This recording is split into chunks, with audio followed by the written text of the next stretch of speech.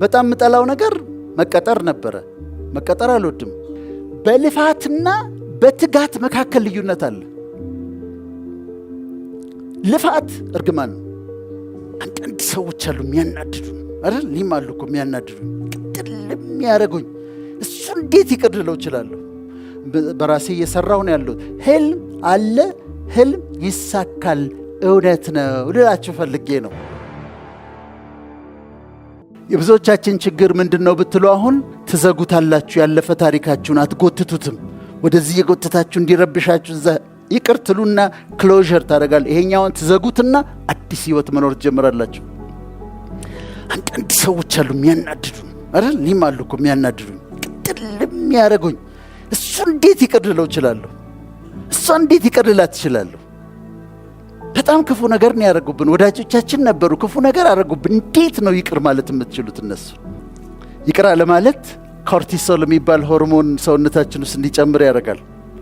ኮርቲሶል የራሱ ጥቅም አለው። ግን ኮርቲሶል ሲበዛ የሚያደርገውን ልንገራችሁ።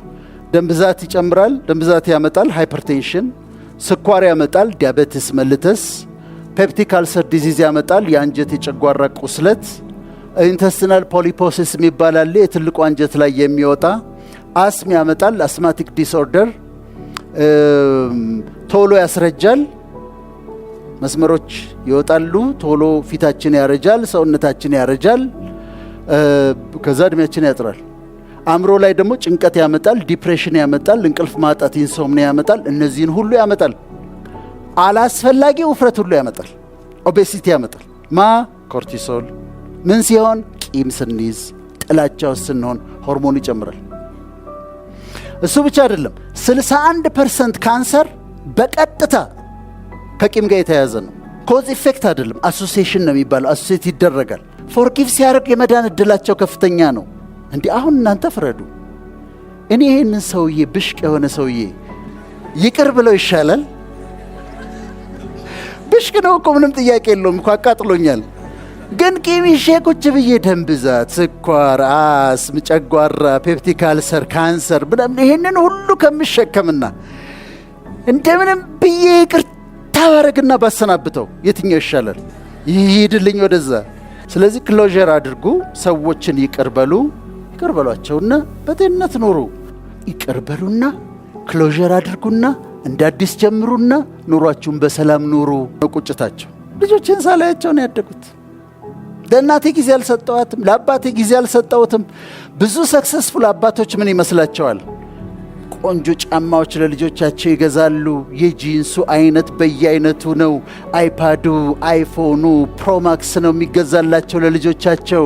በየመኝታ ቤታቸው ቲቪ ሴት ገብቶላቸዋል፣ ኔትፍሊክስ ገብቶላቸዋል፣ አስጠኝ ተቀጥሮላቸዋል። ምግቡ ጠረጴዛውን የሞላ ነው። አባት ይህንን ሁሉ አድርጓል።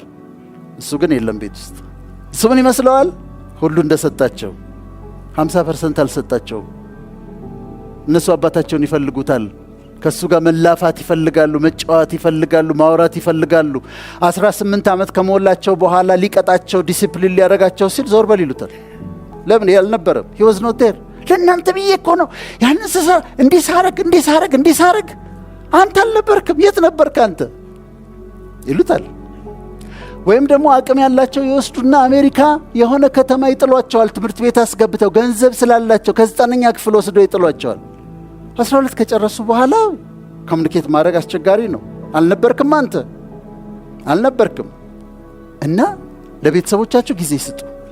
እናቶቻችሁ በህይወት ያሉ ሰዎች እዚህ መካከል በጣም አመደለኞች ናቸው። እኛ እንዴት እንደሚያንገበግበን አታውቁ።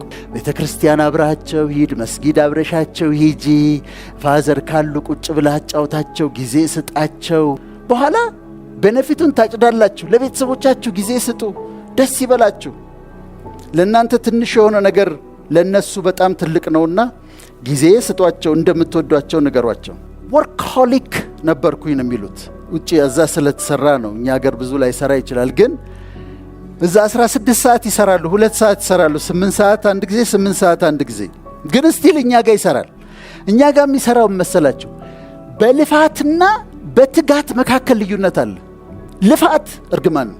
ዝም ብሎ መልፋት፣ መኳተን፣ በአቦ ሰጥ የሆነ ቢዝነስ ውስጥ መግባት፣ መሞከር፣ መክሰር፣ እዛ ውስጥ መግባት፣ መክሰር፣ እዛ ውስጥ መግባት፣ ይሄ እርግማን ነው። ትጋት ግን ዲሊጀንስ ግን በረከት ነው። አስተውላችሁ ነው የምትገቡት። በትጋት ትሰሩታላችሁ፣ በጥራት ትሰሩታላችሁ፣ ኢፌክቲቭ ናችሁ፣ ኤፊሽንት ናችሁ። ይሄኛው በረከት ስራችሁን ትሰራላችሁ። አሜሪካ ውስጥ እኔ ከማውቃቸው በጣም የሚገርሙ ስራዎች ልንገራችሁ። በጣም የሚገርም ስራ ኤርፖርት ላይ የማየው ነጮች ናቸው የሚሰሩት። በጣም ገንዘብ የሚያስገኝ ስራ ጫማ መጥረግ ነው። $100 ሰጥተዋቸው ይሄዳሉ። $100 ተሸክመው ነው የሚሄዱት በቀን። ለምንድን እንዴት አንተ ጫማ ትጠርጋለህ ብትለው ያማሃል ወይ ነው የሚለው። ምን ማለት ነው የሚለው። ምክንያቱም ገንዘብ ያገኝበታል፣ ወደ ራእዩ ይገባበታል። አንድ ጊዜ ከሆቴል ወደ ኤርፖርት ይሄዳሉ በታክሲ እና ከሰውየው ጋር ማውራት ጀመርን። ከባለ ታክሲው ጋር ስናወራ ኢንጂነር ነኝ አለኝ። እንዴ ኢንጂነር ሆነህ እንዴት ታክሲ ትነዳለህ አልኩት። ይሁት እንደዚህ ነው ዞር ብሎ ያየ። ዋት ዱ ዩ ሚን አለኝ። በኢንጂነሪንግ እሰራለሁ፣ ቤት ዳለብኝ፣ ትርፍ ሰዓቴ ደግሞ ታክሲ ነዳለሁ፣ ገንዘብ አገኛለሁ፣ ወዳይን ከፍላለሁ። ምን ማለት ነው አለኝ። እሺ በቃ እንግዲህ ከኢትዮጵያ ነው የመጣ ነው ወዳጄ ብዬ። ነጭ ነው። በጣም ገርሞታል። በጣም መስራት ያለብህን ስራ፣ ማድረግ ያለብህን ስራ፣ የታሰበልህ የህልምህ መንገድ በአጋጣሚ ግን በታቀደ አጋጣሚ በሰረንዲፒቲ ይሳካል። ህልማችሁን ግን ዲስከቨር ካረጋችሁ፣ ፓሽናችሁን ለይታችሁ ምንድነው እኔ ስሰራው ደስ የሚለኝ ኮንስትራክት አድርጋችሁ ካገኛችሁት በኋላ ከዛ በኋላ የምትኖሩት ስለ ህልማችሁ ነው። ስለዚህ ፐርፐዝ አላችሁ። በጣም የምጠላው ነገር መቀጠር ነበረ። መቀጠር አልወድም። በቃ በራሴ መስራት ነው የምፈልገው። አሁን በራሴ መስራት ነው የምፈልገው። በራሴ እየሰራሁ ነው ያለሁት። ህልም አለ፣ ህልም ይሳካል፣ እውነት ነው ልላችሁ ፈልጌ ነው። ሰዎችን አልረዳሁም ብለው ይቆጫቸዋል። ለምንድን ነው ሰው ያልረዳሁት? ይችል ነበር። እኔ አንድ ኢንሲደንት ልንገራችሁ። በጣም የሚቆጨኝ ስኩል ኦፍ ቱሞሮ ልጆቼ ይማራሉ። ልጆቼን ማደርሰው እኔ ነኝ። ህፃን ሆነው መልሰው እኔ ነኝ። ከዛ እዛ ጋር ስቆም አንዲት ሴት አለች። እንዲሁ ሰላም እንባባለን በሩቁ። ግን ልታናግረኝ እንደምትፈልግ ይገባኛል። ትፈራለች ግን እኔም ደግሞ እፈራለሁ። ላናግራት ፈልጌያለሁ፣ ግን ሌላ ነገር እንዳይመስላት እያልኩኝ ግን እፈራለሁ። ከስንት ጊዜ በኋላ ዜና ሰማሁ። ዜናው ምንድነው? እሷ ባለትዳር ነበረች። ከባሏ ጋር ተለያይታለች።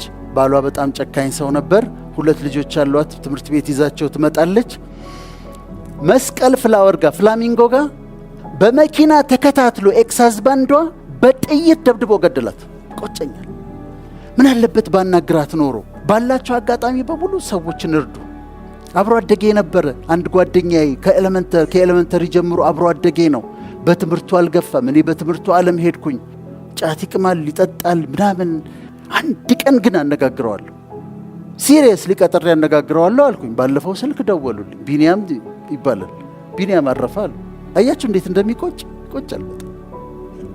ስለዚህ እንዳይቆጨን ማድረግ ያለብንን ነገር እናድርግ። ሰዎችን ልትረዱ በምትችሉበት መንገድ እርዷቸው።